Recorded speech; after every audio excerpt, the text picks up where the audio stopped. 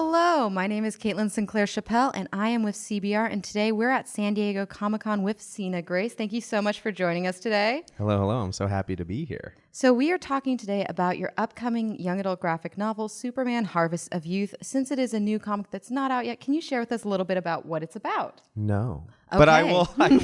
For you, I will. Thanks. It's going to be this beautiful graphic novel written and drawn by me. And it's about a teenage Clark Kent at that point in his life where, he knows about his powers. He kind of knows how to use his powers, but he doesn't know how to use his powers to become a hero. And it's just this really moving story that speaks to a lot of my experiences in high school when these adult things are happening and you aren't equipped to deal with them. And it turns out your parents aren't equipped either because they're so modern and weird. So a lot of things start happening in Smallville that Clark feels like he's the one who has to stop them, but he doesn't actually have the tools. And this book is about him finding those tools. And it's just a really great love letter to sort of what I think Smallville would look like today. And it's just this really loving reflection on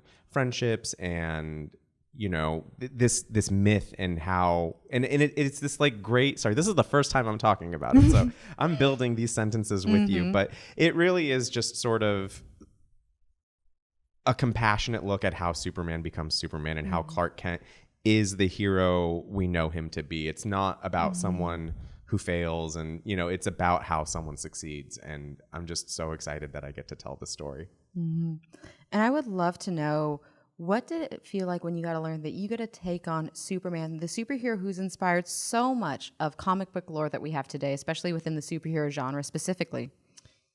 Okay, so this is a good story. This is a good story, and this is very good for anyone who never thinks they're worthy enough. Which is, I went into the DC offices and I had a meeting with then editor Diegues Lopez, and I went in with this 45-minute impassioned speech to write a Green Arrow, Black Canary story. I was like, they're wild at heart, wrong side of the train tracks, yada, yada. And Diegues was like, yeah, sure, okay, yeah, well, yeah, write up a pitch document, great.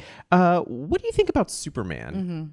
And I was like, I don't think about Superman because I'm not allowed to talk about Superman. I don't get to write a Superman story. I get to take, these like smaller characters and find a new depth to them. That's what I do. And I just never thought I could. And for an editor to just believe in me and say, I think you might have a perspective on this character, was eye-opening and game-changing. And then for DC to also say, like, would you draw it? It was like, me? Drawing Superman? No, me. And we'll find out if I did a good job. But it was just like, oh my God, I can actually look at this character as a creative and reflect on him in a way that I just never thought possible. I just always thought, no, I'm not the one who does those. I don't get to tell those stories. And to be put in this position, I just take it with such respect. And I came in so clear-headed. And to have that book with me for 2020 and 2021 during the darkest months, and I got the chance to say, how does hope survive in darkness with this character? It's crazy, and I'm just so happy. And you're seeing me in such a emboldened and passionate era. Like, really, it's crazy. So I don't know, I'm just swinging wild and having the best time ever and putting a lot of love into it. And I'm the happiest I've ever been. And I'm so excited to interpret these characters and bring in what Superman means to me and our generation. Because I came up, with Smallville. So I'm injecting a little bit of like the Smallville TV show in it. And then also I loved those Jeff Loeb, Tim Sale Superman stories. And I say stories plural because there were some short stories collected in the For All Seasons hardcover. So I just, getting to kind of take what I think Superman is and show everyone that, because, again, I just never thought that my Superman mattered to anybody. And speaking about your Superman, I would love to know, with decades of Superman stories out there in film, TV, comics, with your Superman, what did you want to add to Clark Kent's legacy with this story, with this comic? I think the really interesting thing and approach that I have to the story is looking at this moment where Clark is understanding what a life means to save, because this book deals a lot with that time when you're in your adolescence and you realize that death can happen at any point. And so Clark is realizing that, but he doesn't, this is before kryptonite in the book. So he doesn't know when he's going to die. So he's like, wait, do I die? Like, my friends do, my family certainly will, my parents did.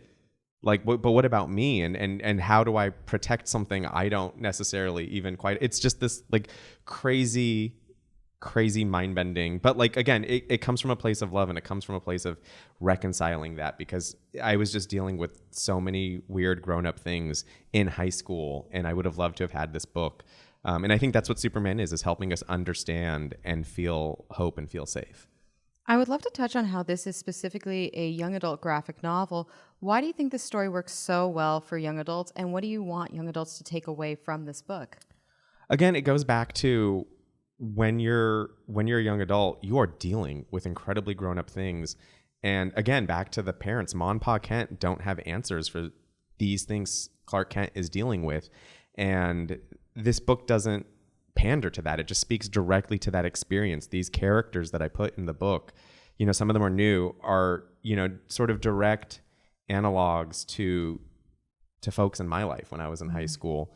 And I just think it's a great opportunity to also show people when they're young adults that, you know, you begin at this age, like you become the hero you're meant to be at this age, or you are at these points where you could become your darkest self at this age. And these materials and these books and these stories are here to help inspire you and maybe steer you out of the darkness. That's amazing. And as we're wrapping up, I would love to know you. Also, my first time saying all of this. You're doing amazing. You're doing absolutely amazing. And I would also love to know, you touched on how there are other characters in this book that you're excited for, along with Clark Kent. If you can share with us, which are some of the characters you were most excited to tackle, whether they're new or established Superman characters? Oh my gosh, my Lex Luthor.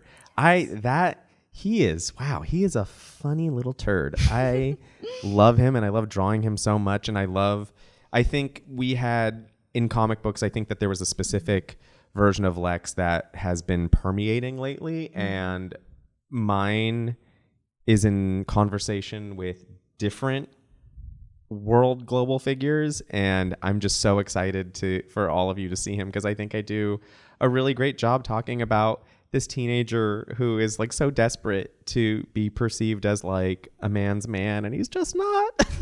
but he's, you know, and he's also not the antagonist of the book. I think that goes back to Smallville, where there are times where Lex isn't the antagonist and he just exists with these characters. And it's really great to have. He's almost like we talked about Buffy before the cameras were on. He's great. He's kind of like a Cordelia in a sense, or an Anya. Like he says these really, really like turdy things that only Lex Luthor can get away with in Smallville, and because the rest of the book is so sweet and maybe at times saccharine, so it's good to have a Lex Luthor point to this and be like, oh my God. Well, thank you so much for talking to me today about your Superman book. I'm so excited to read it when it comes out. And once again, I'm Caitlin Sinclair Chappelle with CBR.